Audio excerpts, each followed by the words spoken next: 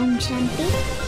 సదా సంతోషంలో ఉండండి మరియు ఇతరులకు కూడా సంతోషమును కలిగించండి. ఇదే అందరిపైన కృప చూపించడము, ఎవరికైనా దారిని చూపించడం అనేది అన్నిటికన్నా పెద్ద పుణ్యము.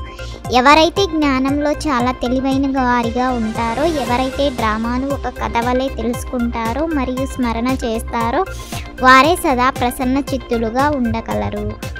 ప్రసన్న చిత్తులుగా అయ్యేందుకు సదా తండ్రి శ్రీమతంపై నడుస్తూ ఉండండి. స్వయాన్ని ఆత్మగా భావించండి మరియు తండ్రి ఏదైతే అర్థం చేయిస్తారో దాన్ని మంచి రీతిలో మంతనం చేయండి. ఇప్పుడు మన 84 జన్మల చక్రము పూర్తయింది. ఇప్పుడు తిరిగి వెళ్ళాలి అన్నది గుర్తుండాలి. కానీ పాపాత్ములు ముక్తి జీవన్ముక్తిలోకి తిరిగి వెళ్ళలేరు. ఈ విచార సాగర మతనం చేయాలి.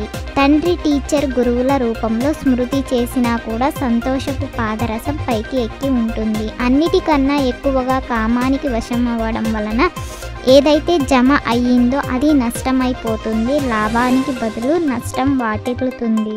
సద్గురువుకు నింద తీసుకొచ్చేవారు ఉన్నత స్థానాన్ని పొందలేరు. తండ్రికి చెందిన వారిగా అయ్యి మళ్ళీ వదిలేస్తారు. దానికి కారణం ఏమిటి?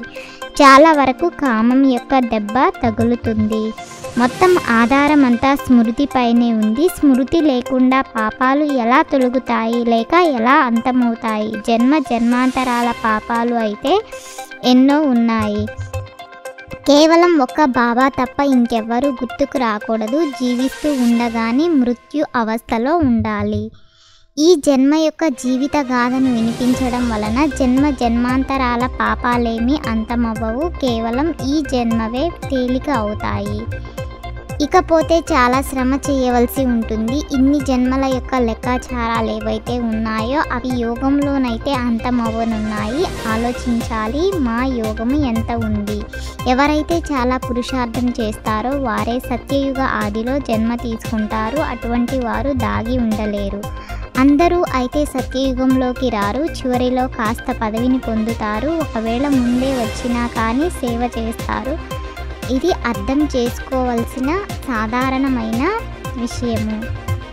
ఎవరైతే అనేకులకు దారిని తెలియజేస్తారో వారు ఎంతగా శ్రమిస్తారో అంత ఉన్నత పదవిని పొందుతారు. వారికి సంతోషము ఎంతో ఉంటుంది. తండ్రి అంటారు, నా మతముపై నడవండి, స్వయాన్ని ఆత్మగా భావించండి, దేహాభిమానాన్ని విడిచిపెట్టండి. ఆత్మలైన మీరందరూ కూడా నిరాకారియే. శరీరాన్ని ధరించి పాత్రను అభినయిస్తారు.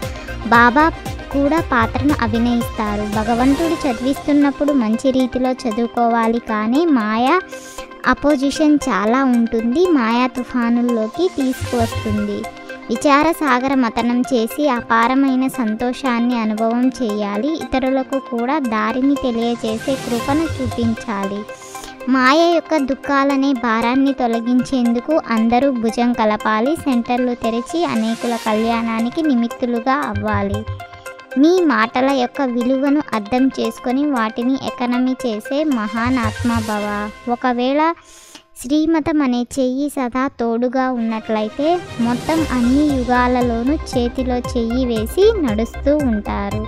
ఓం శాంతి. ఈ 21 పాయింట్లను 21 జన్మల కోసం ధారణ చేసి, లైక్ చేసి, షేర్ చేసి తప్పకుండా సబ్స్క్రైబ్ చేయండి.